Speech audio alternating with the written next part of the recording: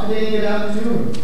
Thank you for joining us for the 19th speaker in the Presidential Lecture Series here at the University of Guam.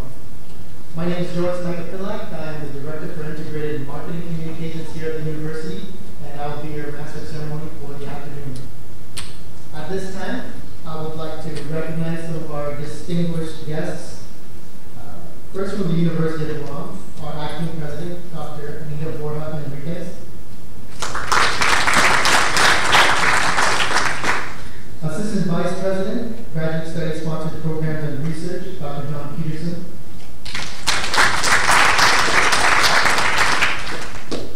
Dr. James Sullivan, Dean of the College of Liberal Arts and Social Sciences. From our Board of Regents, Regent Antoinette Sanford, Treasurer.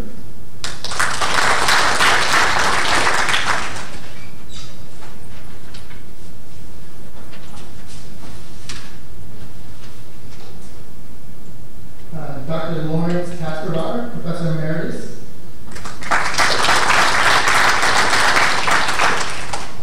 Mrs. Marjorie Driver, Professor Emerita.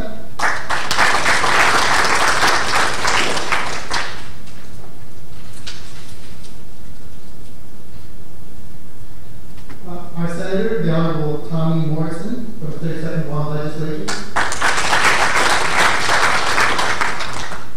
Also like to recognize Colonel Philip Zimmerman, Officer in Charge.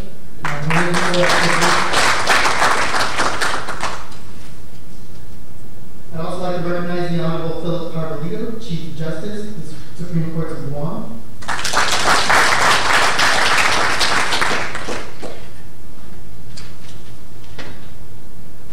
The Honorable Robert J. Torres, Associate Justice, Supreme Court of Guam.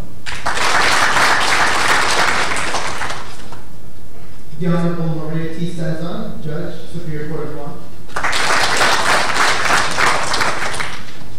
Mr. Joshua F. Tenorio, Director, Policy Planning and Community Relations, Judicial Council of Guam. Chief Fred Cordalia, Chief of Police, Guam Police Department. Mr. Simon Sanchez, Chairman, Consolidated Commission on Utilities.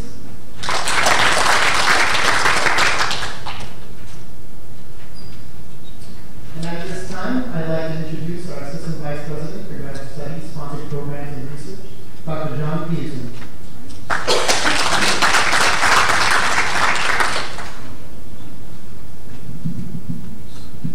Thank you very much and welcome, distinguished guests. It's a great honor for me to introduce General Vicente T. Garrido Blaz, who's, of course, someone that you all know very well, much longer than I have, of course. But I first met him when he came around the Micronesian Area Research Center to visit his old pal, Marjorie Driver, and we helped put out a book, his second book, which I have with me here. And we're now working on a third one. So I can say with all with all great respect and honor that he's not only a very renowned military person, a very renowned political person, a statesman, but also a writer and a scholar and a teacher here at the University of Guam. And he's made a wonderful career in his life of service, not only to Guam but to the United States, and I'd say internationally. He's a representative to the UN and on behalf of the military. And for all these reasons, I think we can feel deeply honored that he's come to speak to us today.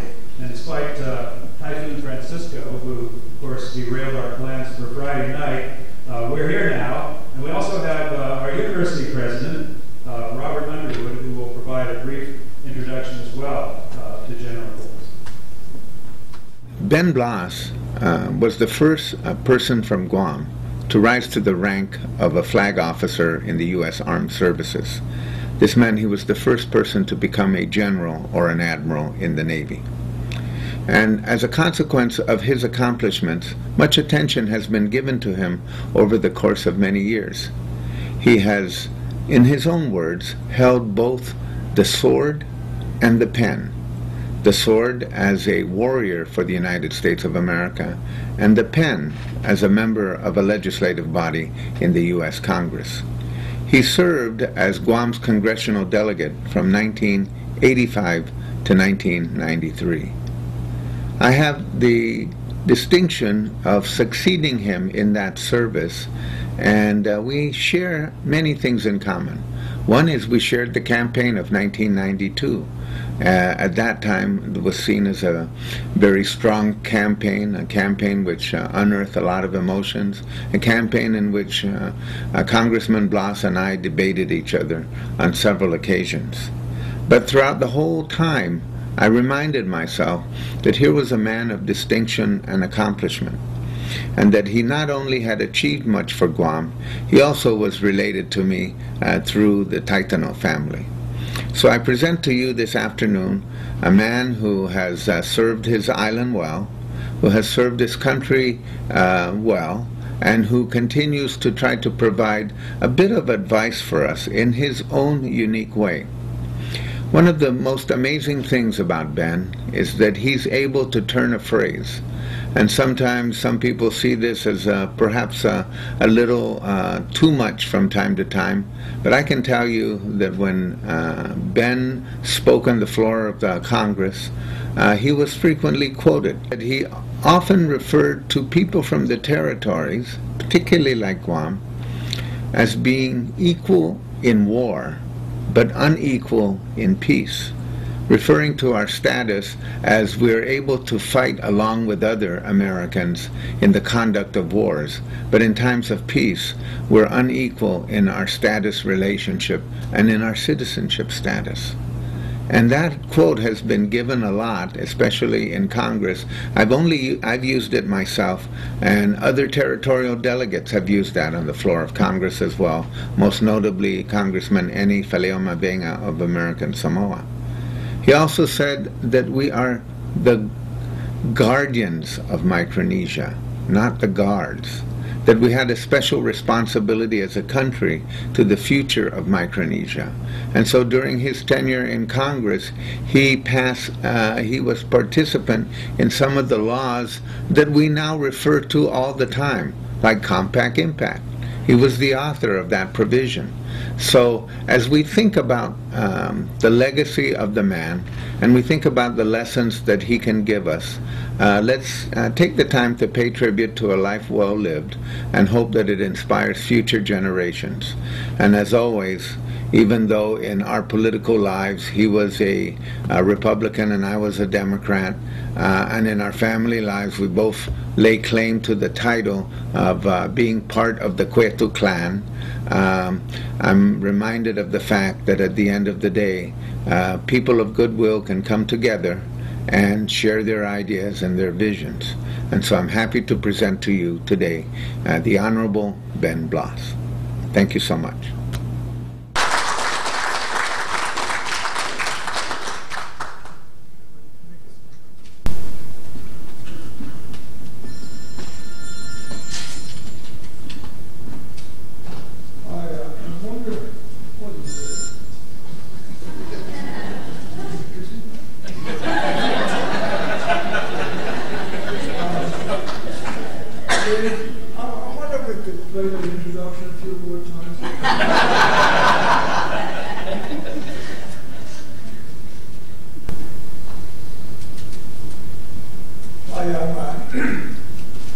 Frequently called a man that uses words, but I don't try to use them economically. And at times I'm admittedly a little bit at a loss. One of those times is today. I have lived about 86% of a century. And that's an awful long time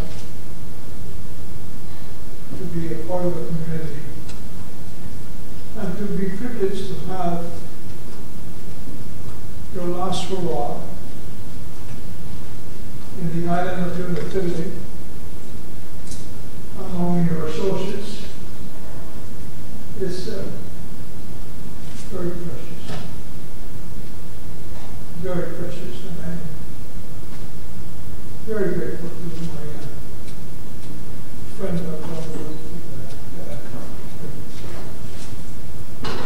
he called me a couple of weeks ago, and whatever it is, with all due respect, I've never been a floor guy. And he said, I want you to participate in the presidential lecture. And I said, a lecture in its bird form is very intimidating. I have been lectured to for so long that I've learned the art of lecturing, and I spend half of my life lecturing others. There ought to be a little way to communicate. There ought to be a better way that when I can relate without one of us being accused of lecturing the other. Frankly, I hope that there will be more students here because my sentiment was more or less to be directed to them. I told Robert that I could not possibly stand here and read written words and call myself Chamorro or Chamorro Caballero. So I was in terms to refer to me as that if I cannot even share my thoughts, my sentiments with my people. Dr. Underwood referred to our being related as title of the Quaker family. And indeed, we are. Bishop Title is the name of Pierce Mark, premium institution. Robert himself's middle name is actually Title. My father, my grandfather was Title. We're all part of the Puerto family. But remarkably, the land upon which this campus sits is owned by the Garridos, which is my mother's side. So if I were to pick a place that I would call home, it would probably be this place.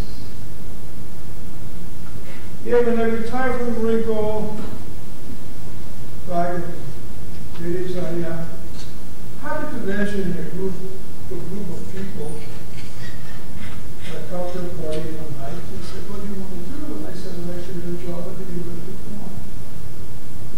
Incredibly, in the way of Guam, in the way they push phrases, the very next day the paper says, Blaz wants to be president.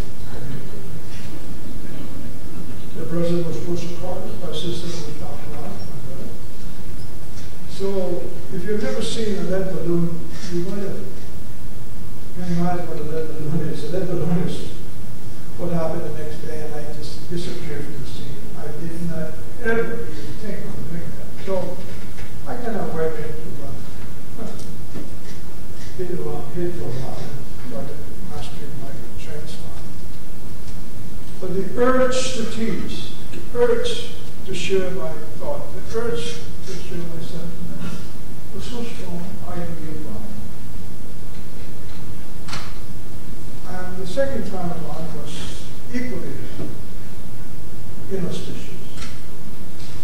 I was interviewed by a couple of gentlemen, and they said they would not object. That's not what they call a ringing endorsement. That's what they call a chicken endorsement. And then I was sent to a third person, and I walked into this person, the second floor, because I walked, and all I could see was this huge green soul to the bottom of his eye. And thankfully, he opened up and he said, "You must be Blaz." He peeked, and then I said, "Yes." A few minutes later, he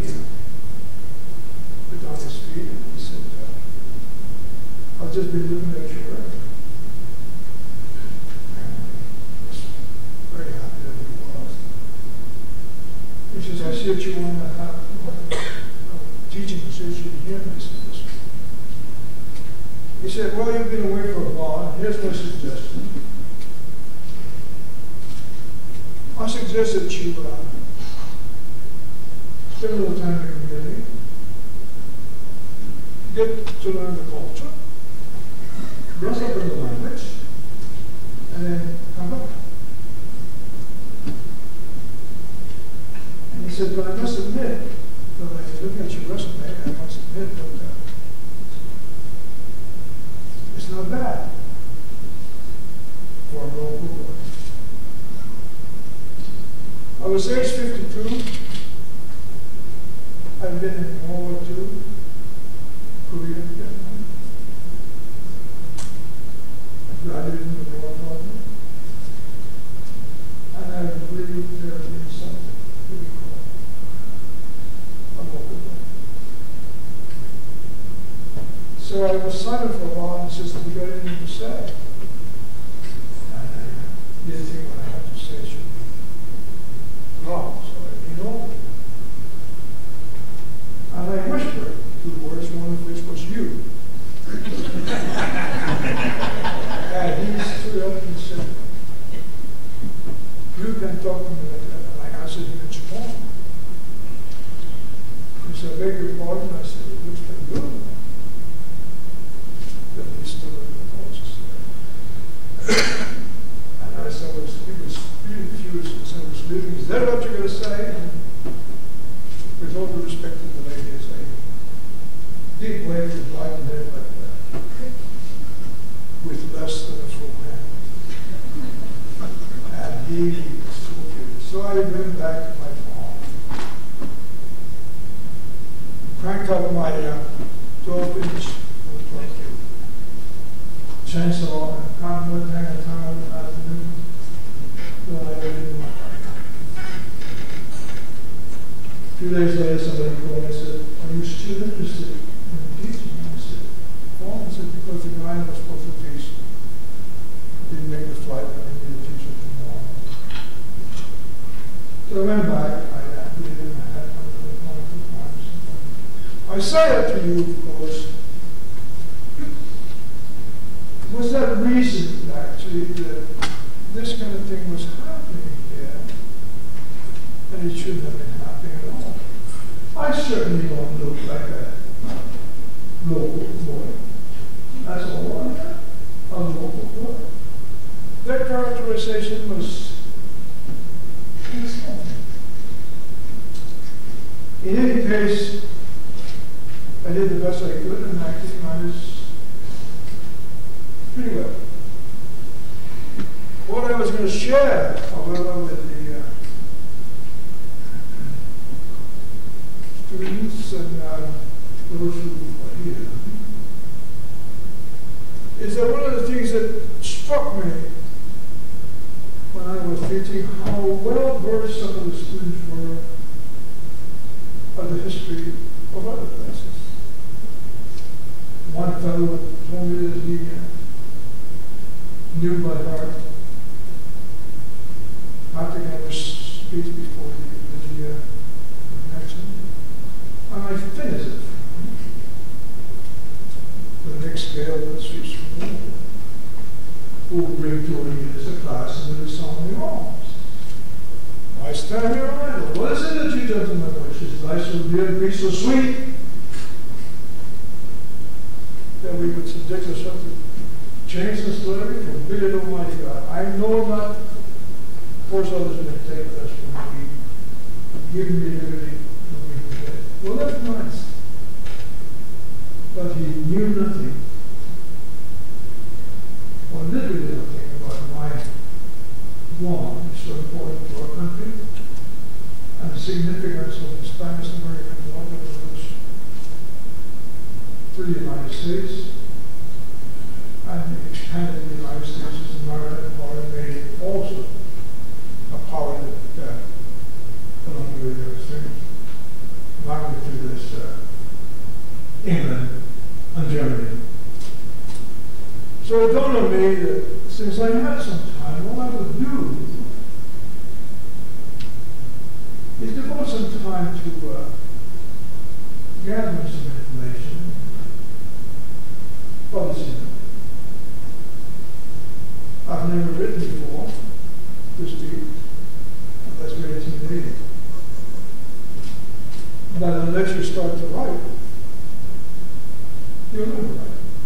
So I went ahead and started doing this again. I found that there was so much to learn. I found out that I couldn't understand why this is an example that we have a choice of people, all of them are Marianas, and everyone chose to keep going on because of the heart. That oversight cost us dearly. We gave it back to the Spanish saw the German. Germany lost the war. We gave it to Japan. We kind of loaded it up the plate. And a few years later, we gone. But what it did do is identify Guam as a country, as a place that will always be a part of the United States of America. The other day I was in a class and someone admitted what should be the political status of Guam in the United States. Ladies and gentlemen, I made peace with that issue a long time ago. When you swear your allegiance to the United States of America, you have made up your mind who you are. I made up my mind. I don't find an academic discussion about it, but change I would never even consider change because we are part of the United States. In any case, on the basis of the old saying that the faintest of script is more powerful than the brightest of memory, I decided to make notes, keep notes. Imagine that, I'm not comparing myself to Martin, Luke, and John, but imagine that we toy with those words all the time, then we would end up with entirely different things. But the faintest, so that means I challenge my students that you've got to sit down, you've got to write, you've got to make notes. Because it's important for you to know who you are. It's important to know where you come from. That's even more important to know where you're going. And because of that, the first thing that came out that was challenging me was the 50th anniversary of liberation in 1990. I couldn't believe that we had to celebrate it. How many floors we were going to have. How many tables are going to be? And that was all very, very, really truly unfolded. So I said, no, we can do better than that. We can do better than that. We can memorialize what happened. And the reason I wanted to do that is because as it happens in so many cases, when you have an event and you pass it on to your children and your grandchildren, they start modifying it, 2 generations down the event is prohibited because they won't make it. They won't make it. And we can't afford it. You don't garnish it. You don't change it. And I was just bothered by that. As an example, when I was in the Congress, we had a hearing. One year that 100 people were killed in the war, beheaded. Next year we had a hearing, it was then 200. Then the following year was 20. The war had been over, and yet the number of people being beheaded was different. And that's because nobody really bothered to check and confirm the facts. My point in saying all this thing here is that during World War II, 99.5% of the population considered itself Chamorro. That is almost as good a statistical analysis as you can get. And when you add the dimension of occupation, then what you're doing is you're looking at people that are really undergoing a tremendous challenge on Never again will the people of Guam be faced with that kind of challenge. Never again. Why? Because we will never again have that momentum population. And so for that reason, I've always maintained that with all we can and what we can remember, we have to start recording some of the events that are coming up. And I was challenging my students, I was challenging myself. So we did this 50 episodes, and then along comes 1998. Nothing was happening except it was the 100th anniversary of Spanish Flu. It was a major and moral history. But it was history. Going by as though another day, another dollar. That's not true. So I didn't know what to do, so I decided to try my hand in the book. I wrote a book called Vicente, Guam, a special place in the sun. I just wanted to capture. I wanted to have something that competes with the pamphlets, the colorful pamphlets that shows you where you can get the best steak at Tuma. They were very colorful, they're not, but they were just so meaningless from an educational standpoint. Those of you who are over age and educated, in my judgment, have a duty, an obligation. Pete Sanchez and Paul Perano, Mark Driver, and people like that have taken their time to reduce to write. We must continue to do that.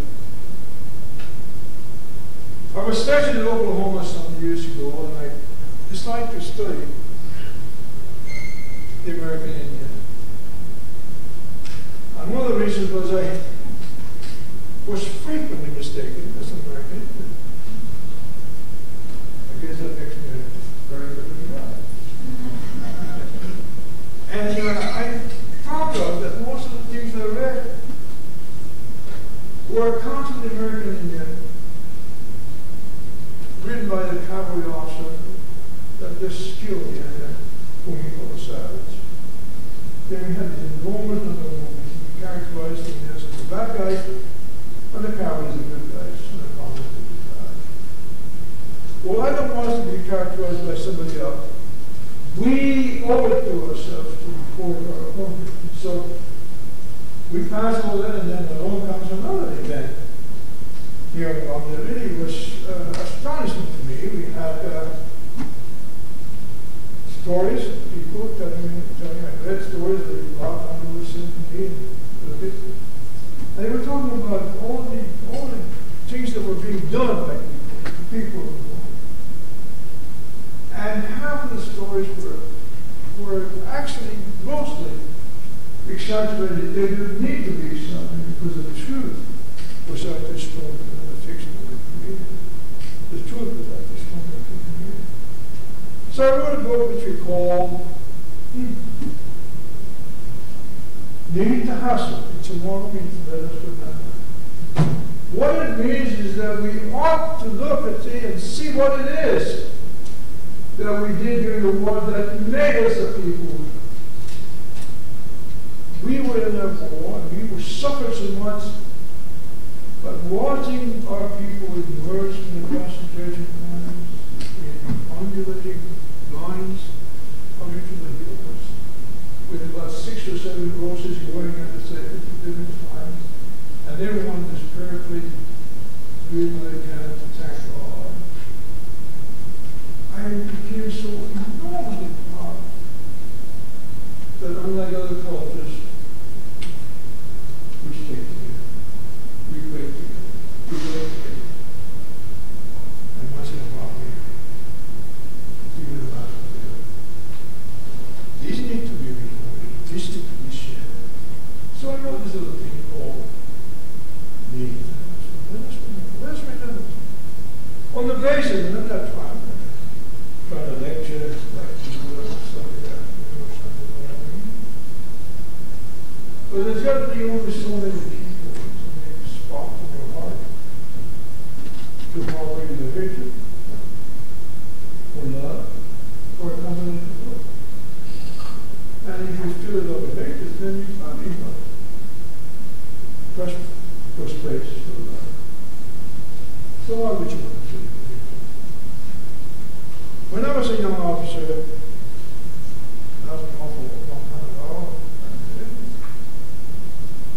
first assignment was to Japan, to the occupation force. And I had a very dangerous assignment. It was the provost marshal. Provost marshal, a powerful position. You control a lot of things. And if you're not a decent person yourself, you could be very decent. One day, I came back to my quarters. 3 dozen Japanese ladies, white and boy, standing and they started singing happy birthday. This really didn't impress me at all. That's why we was coming.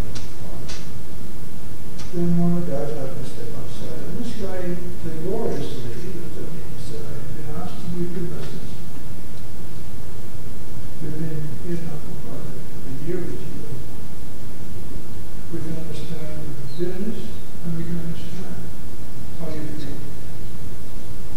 Well, we were wondering if you would give thought to the idea that we were only children.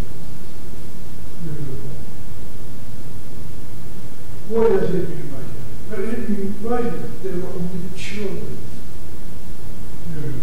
And here it was speaking as though they were the ones who made me suffer. They were the ones. That was probably one of the biggest lessons I ever had. Here I was, going to church, receiving communion, all sorts of things.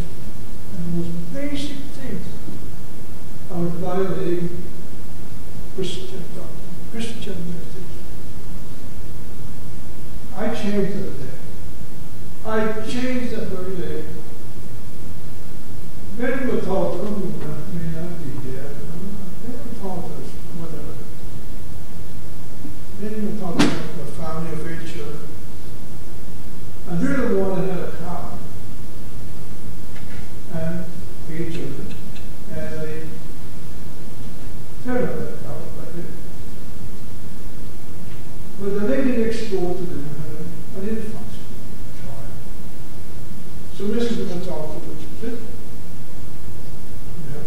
and gave half of it to the lady next door, and the other half would be shared among his 30 children.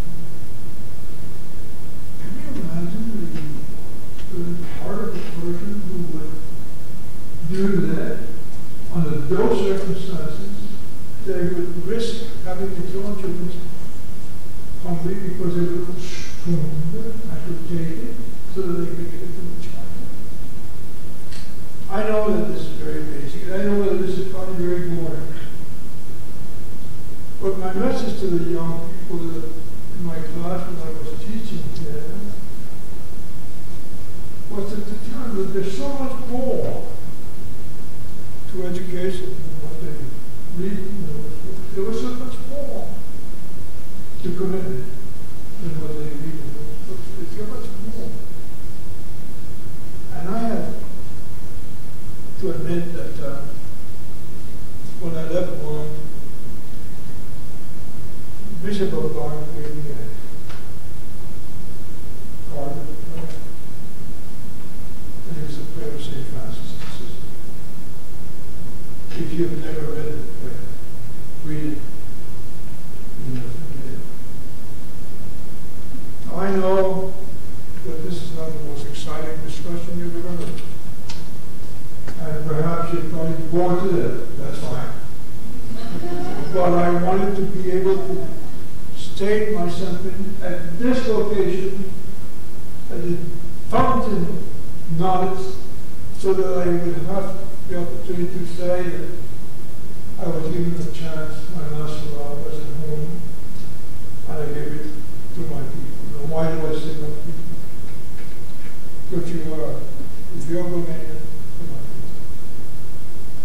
I remember that our first assignment in class, and you've heard variations of this, was to find out what to call ourselves. And the choices were remarkable. One was to call ourselves Guamese. Can you imagine being occupied by the Japanese for 3 years and they not calling yourself Guamese? call yourself American.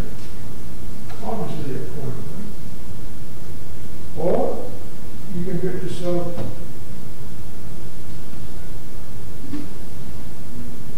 Guamian, which is phonetically displeasing. Or someone suggested in fact, how about Guamian? Now, people who are completely obsessed with the words moral, any kind of discussion about it, just turns it into all sorts of problem. Why do we need to do that? The reason was very simple. You probably have heard it, but I'll tell it to you since I was in Canada.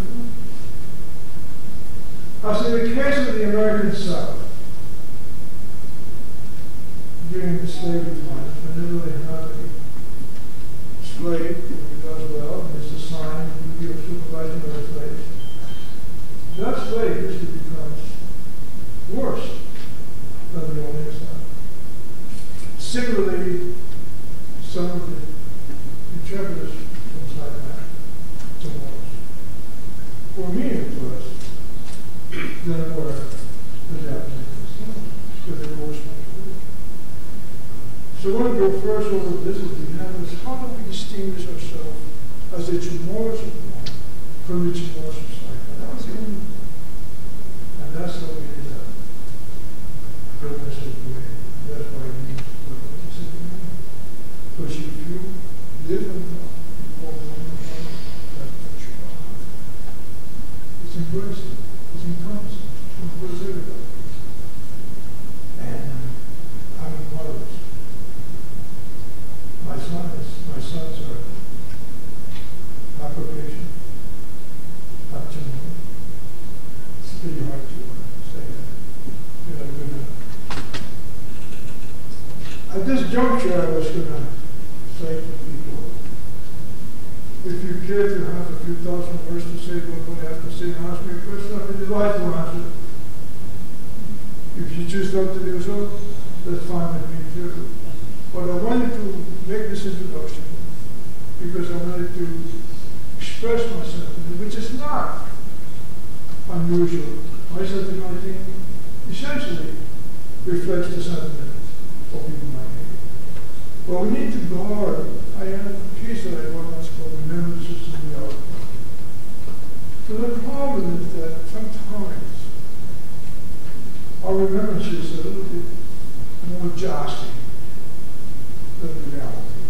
Because we get one here and there. That's not makes sense. I also noticed that once in a while we talk about war ideas. People come along and say I wasn't teasing, review the rest. I was 13 at the time, but I was talking my age, and that's fine as well. The fellow told me this, he's 10 years younger than I. I didn't see too many 20-year-olds in the occupation with each other, and yet they choose to do it. Why? Because sometimes they think it enhances their prestige, toy, ridicule. Now, at this juncture, is there anyone here who cares to challenge me or ask me a question before I continue? Yes. Somebody? Nobody? There? No, I'm going to get the mic. Oh.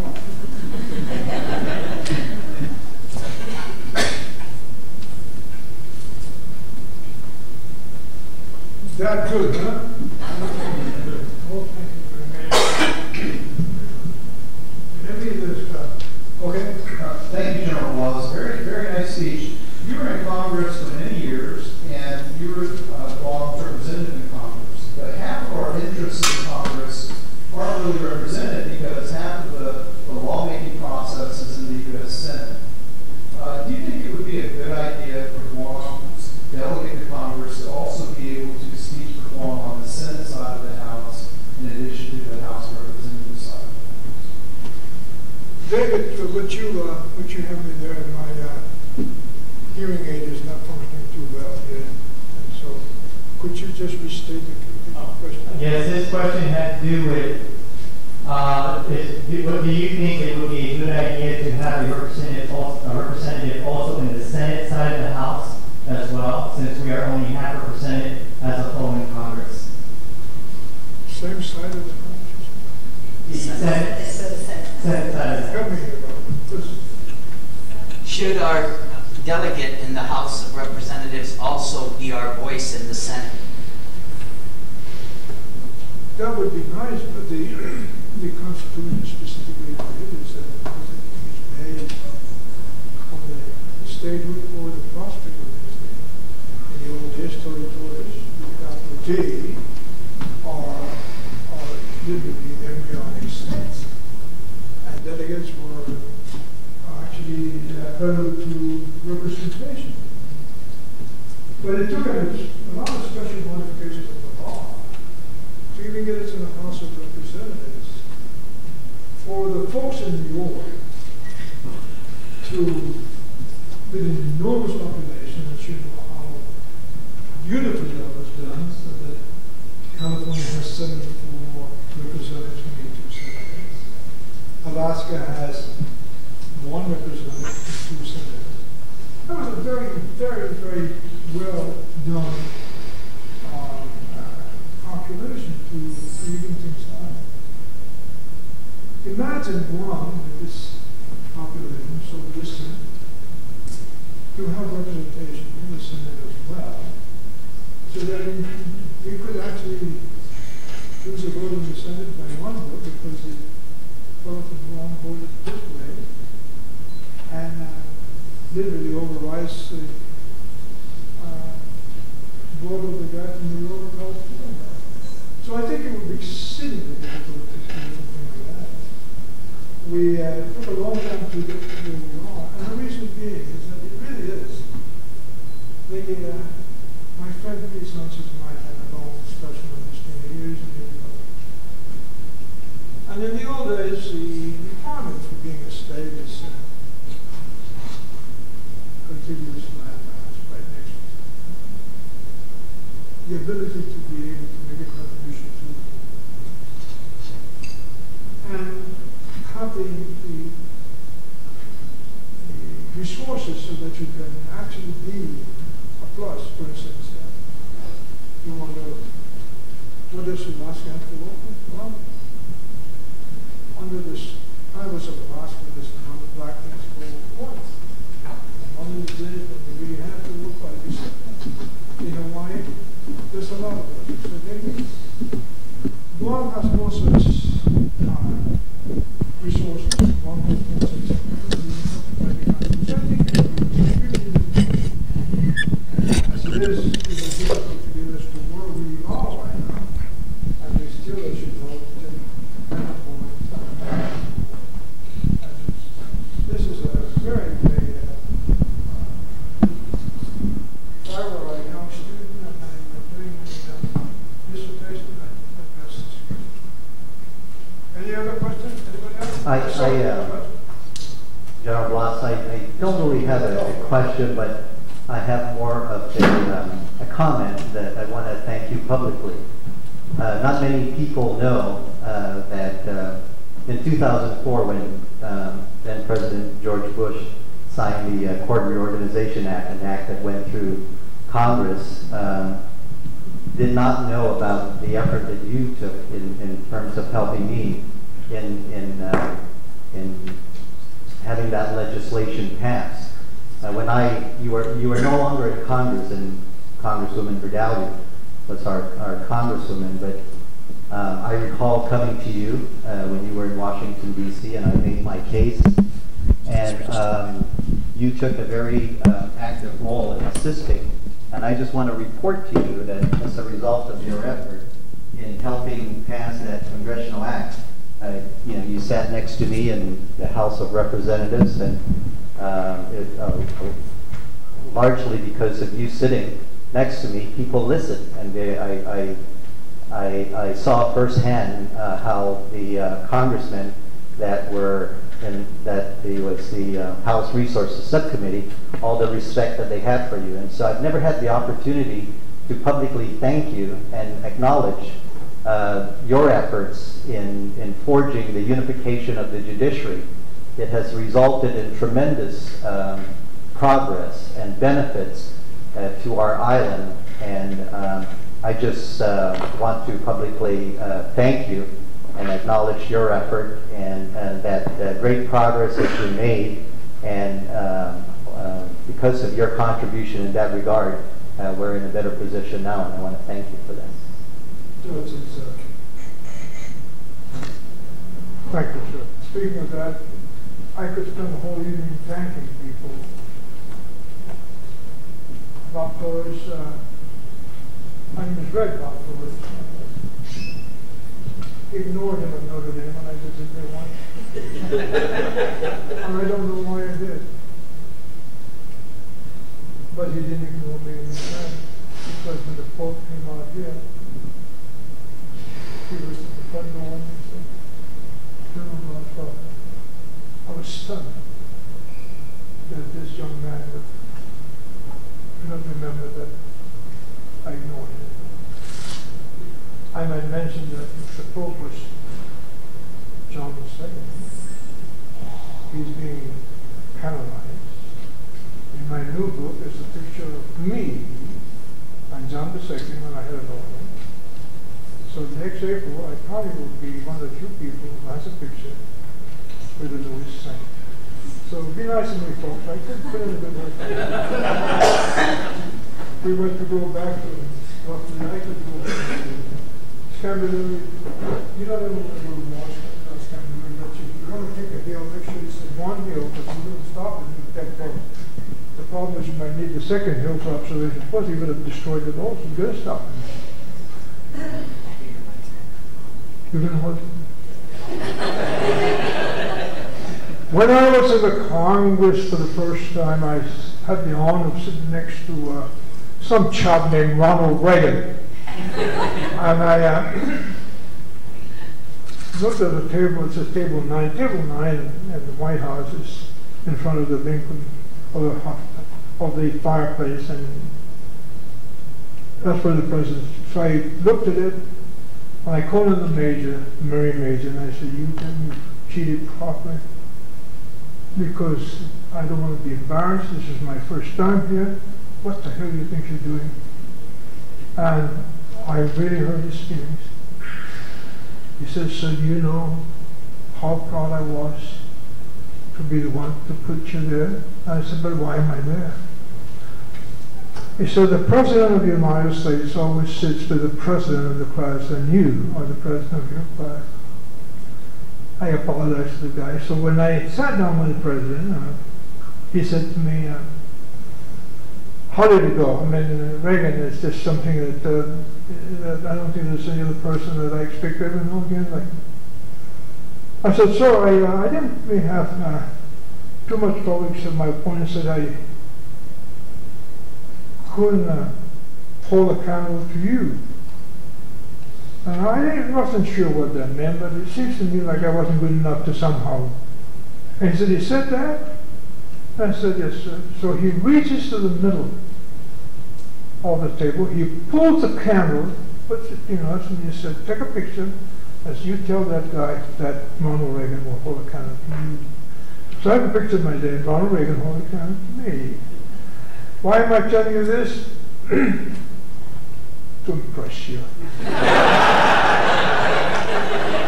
See, I have this awful inferiority complex,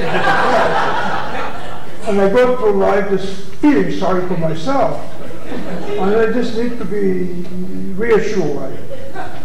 Make me think that I'm really okay. If Lee Weber, anybody who put that case on, you got to tip your hat to him for the rest of your life.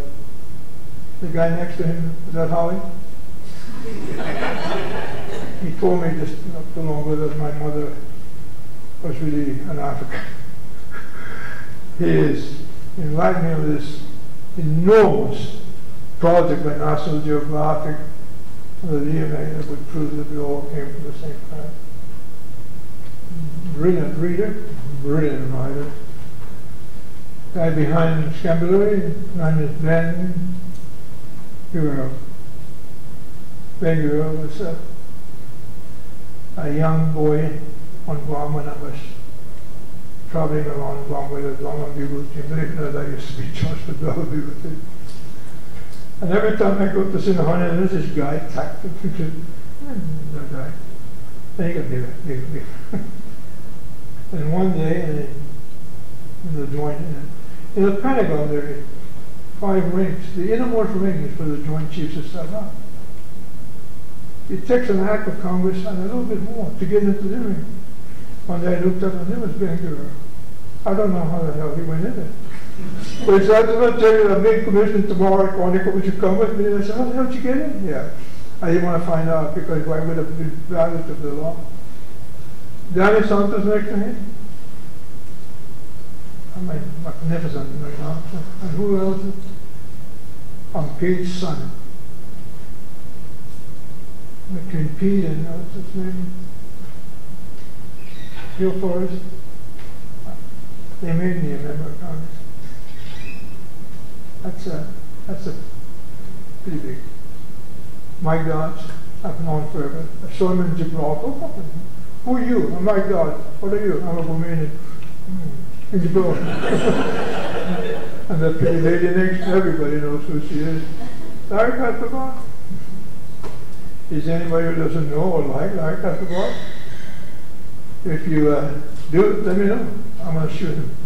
And the rest of the guys, I mean, so much of he'll come in.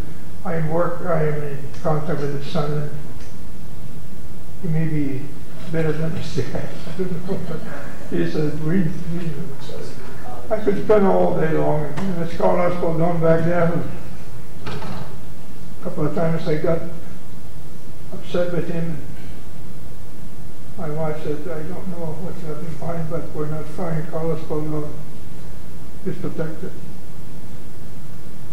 So no matter what he says, what he does, I would say, yes, Carl, because I can time, and I'm glad I did. He told me something that's really remarkable. Always take the high ground, but stay off the high horse. Not that. Take the high ground or the high horse. And the rest of the folk back there, I can do all that.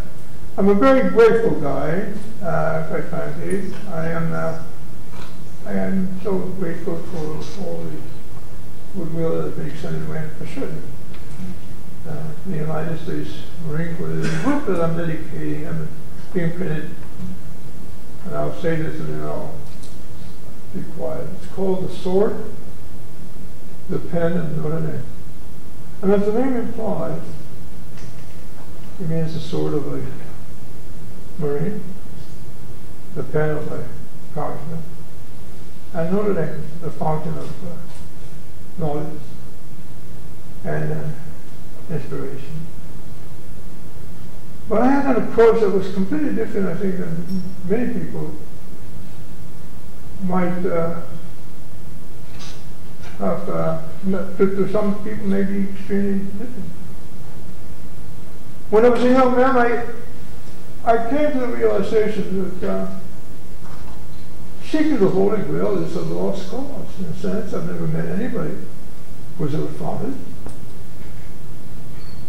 Legions and legions of legionnaires went after it, sought it, could never find it.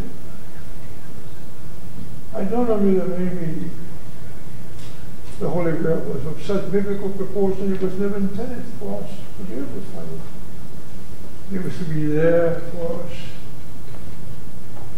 to seek, to attain, to find.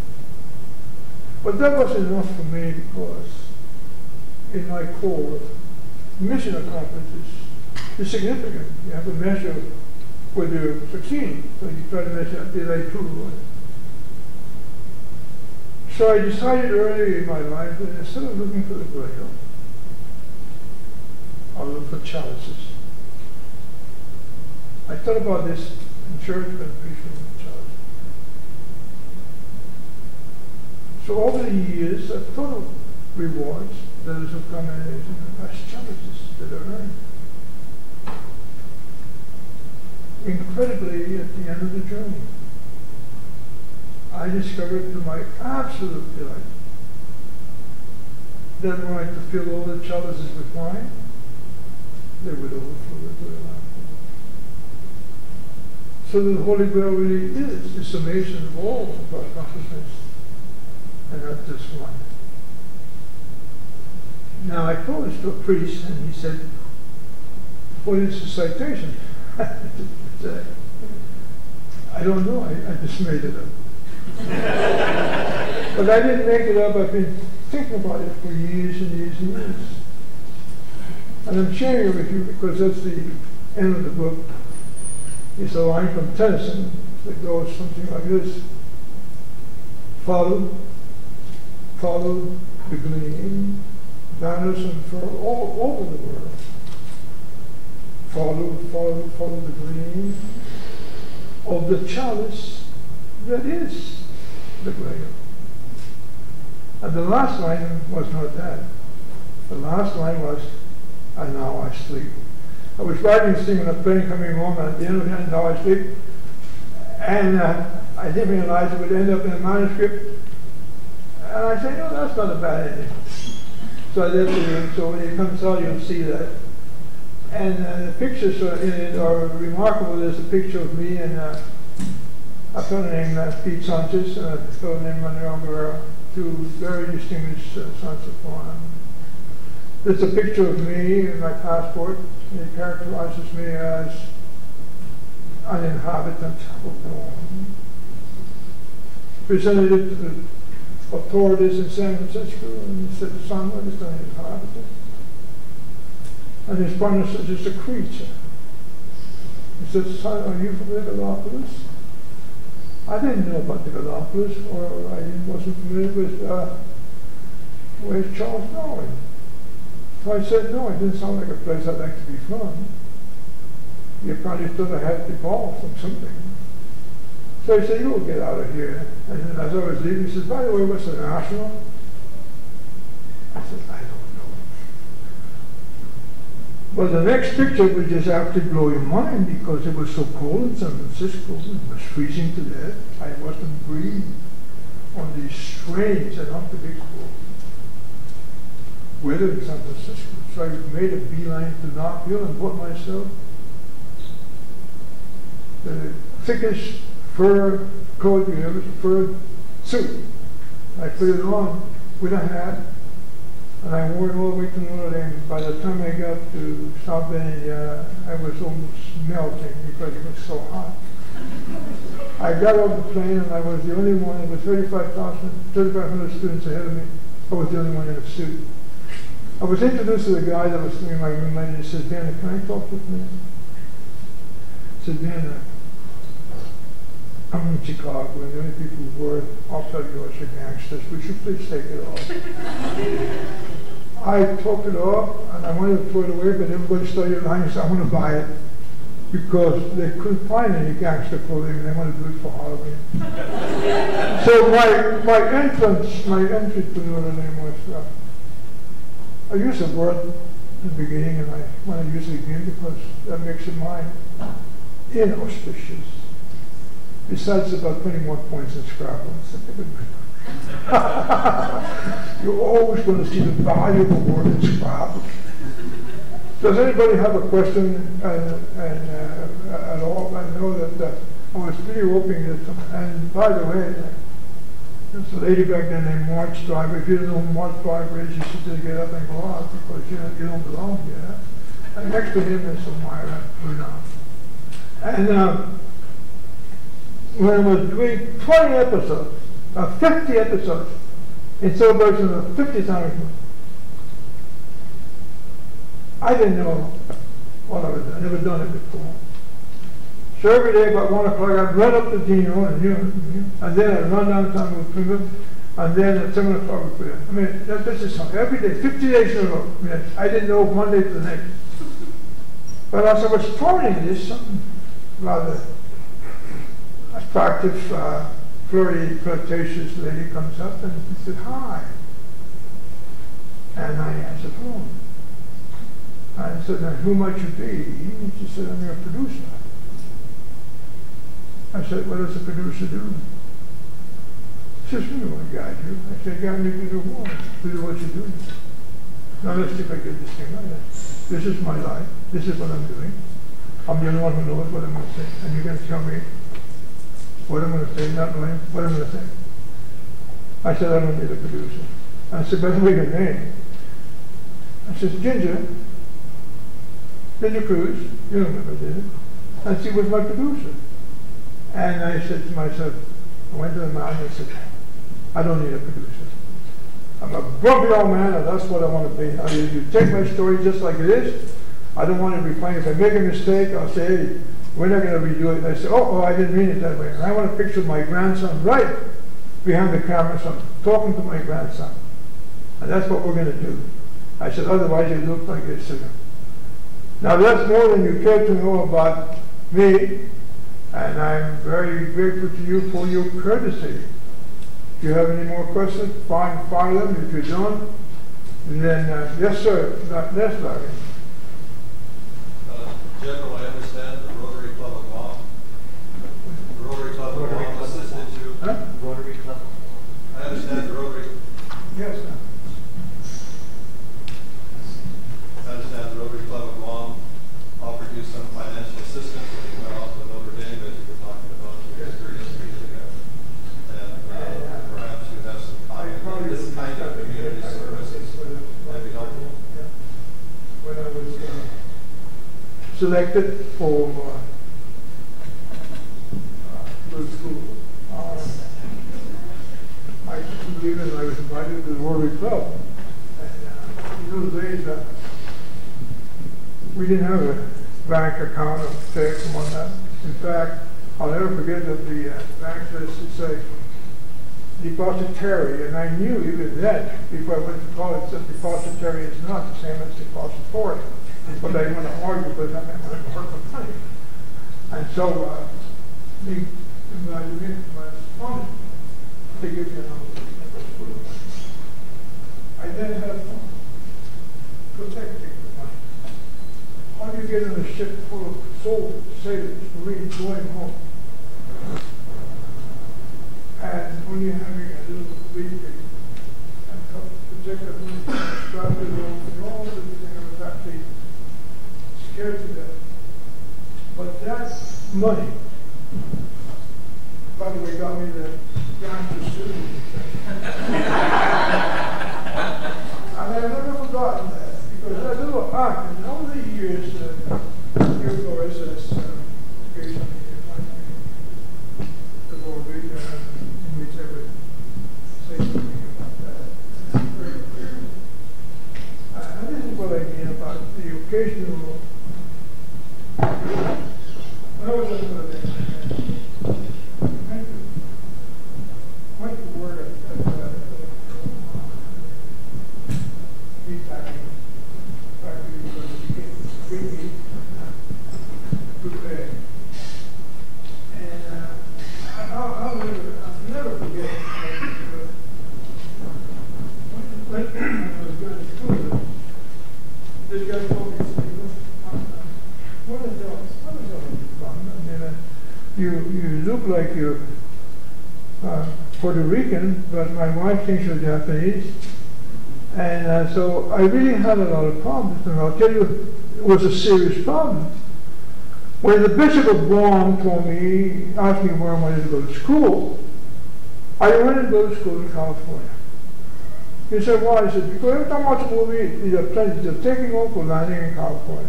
That must be a nice place. And he said, no, I won't say to California. And I said, why not? He said, you look Mexican. I don't like Mexican. So I said, okay, I'm going to go to school in New York, which is where the plane lands. The Arctic by which you measure, that's the only thing you see. He goes to New York, bam, that's all. He never stopped in Chicago. And I said, I can't send you to Chicago either. I mean, to New York. I said, what? because you look Puerto Rican, and they don't look Puerto Rican. And I said, Bishop, I don't want to go to America. And I said, yes, you do. And I said, where would you send a guy like me? He said, we're going to send you to a place where the corn is knee-high on the 4th of July. And I said, where the hell could that be? It's not that high on Guam, you know. And he says, the breadbasket of America is Iowa, Indiana. That's the breadbasket. There's no presidents. They're too busy making a living. And he said, I'm sending you to a place called Notre Dame. Well, I never heard of it, but that's beside the point. I went there, and I've considered myself a very blessed person, quite frankly, ever since. It made a difference because my religion was Catholic when I left. When I got to Notre Dame, my faith became my faith became Catholic. You know. It's a world of difference. And on top of that, I didn't have to sit on the left side of the church. I could sit if I wanted to. That was big in my day. You know, you have no idea, folks, or maybe you do, how nice it is for you to be able to spend time with you all. I was married to a magnificent lady named Anne Evans of Alabama.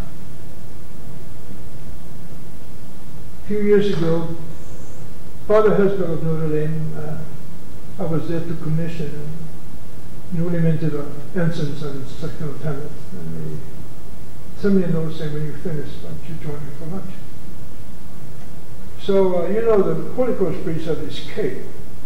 They actually all look like Zorro. They always make it a point to. Even if there's no breeze, nothing lifted the back anyway.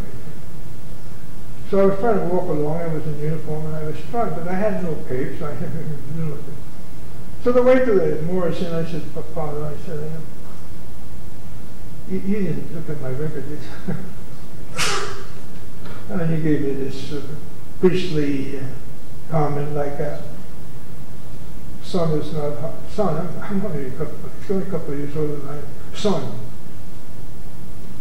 it's not how we start, it's how we finish. That meant that he looked at it, it was awful, he didn't want to bring it up anymore.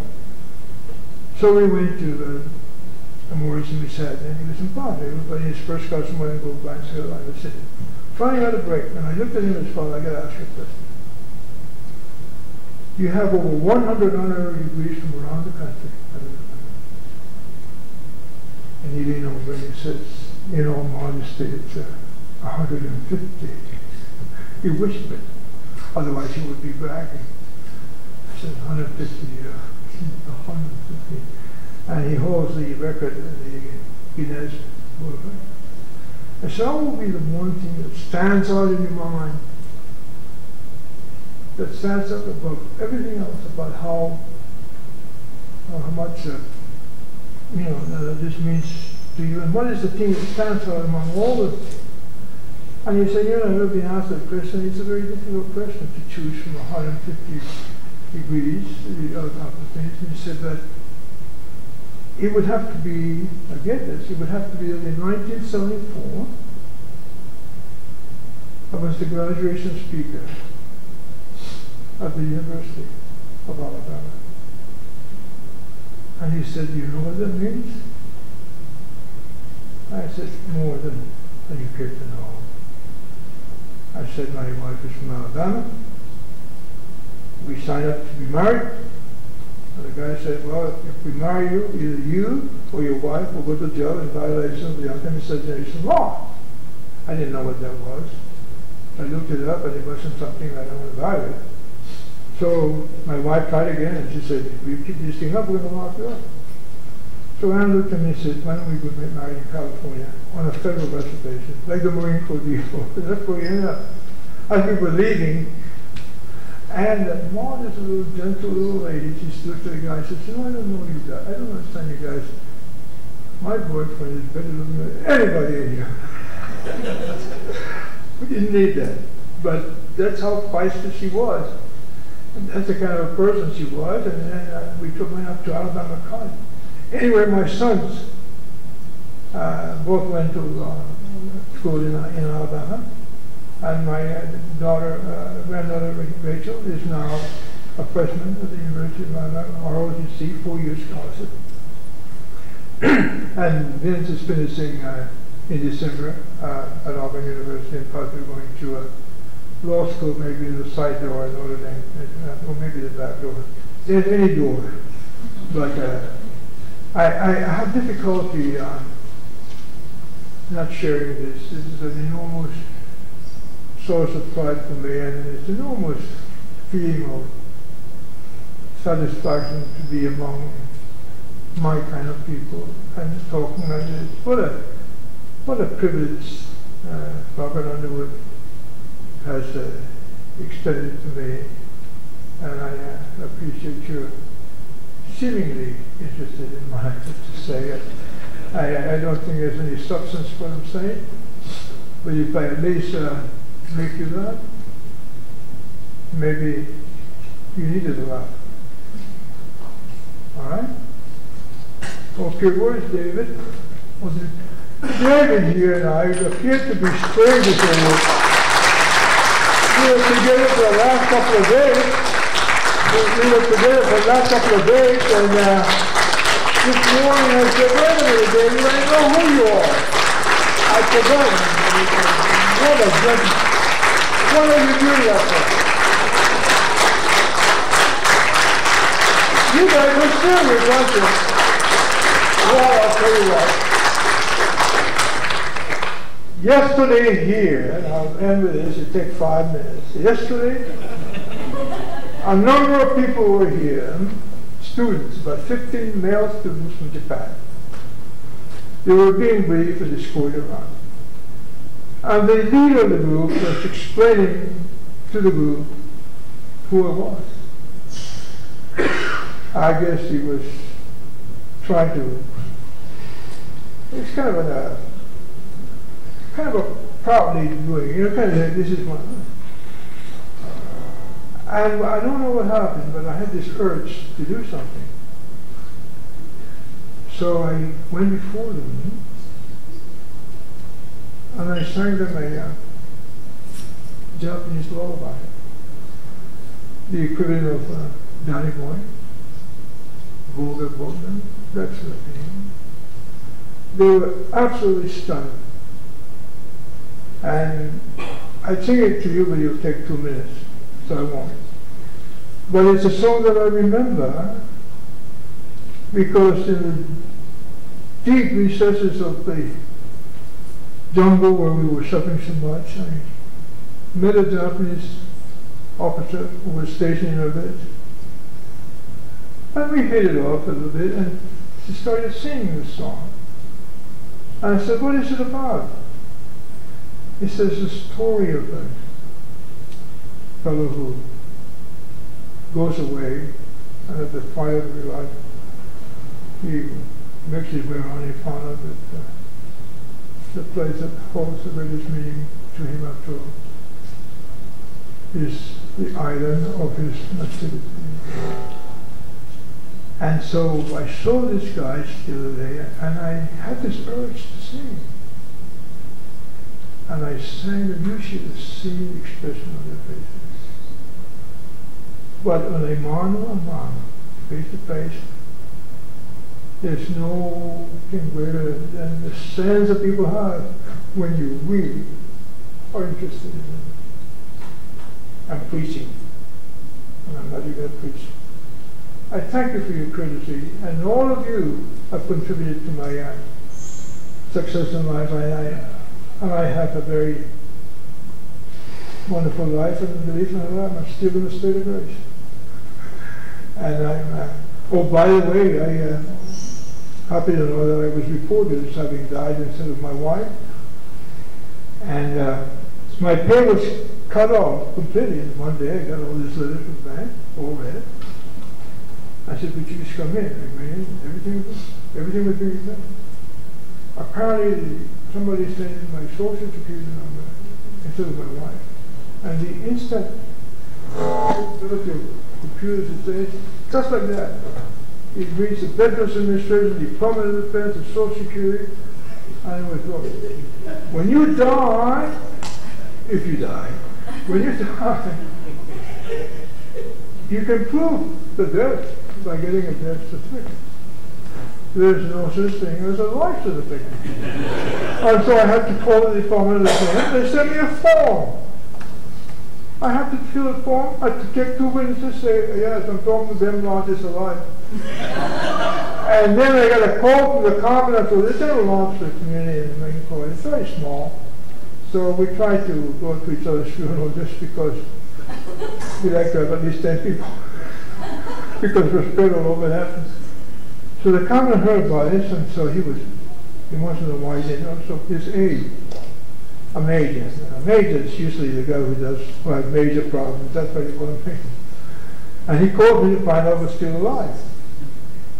And I said to myself, this guy's elevator doesn't go all the way up to the top, you know, this should be halfway up.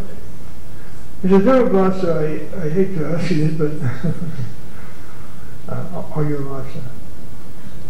And I said, who wants to know this is the Commandant? And I said, here's what you tell me. You tell the Commandant that I did go away. But by golly, after 3 days, I decided to come back. And this zipped around headquarters in Marine Corps, and I had emails from all over, and so I'm back now. For when you were, I'm back, and it'd be double jeopardy for you guys to kill me, so I have it here. Goodbye.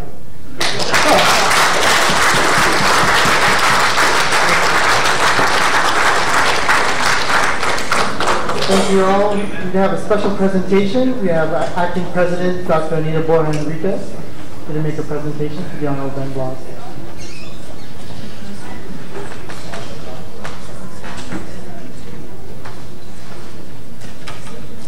While we're getting ready, I'd like to recognize Regent Mariflor Herrero, Senator Ben Pangilinan, Chief Judge Francis Tidinko Gatewood, District Court of Guam, Joanne Brown, General Manager, Port Authority of Guam. Thank you for coming. On behalf of the university, we want to extend our condolences and sympathy. Thank you for being here. Thank you for sharing.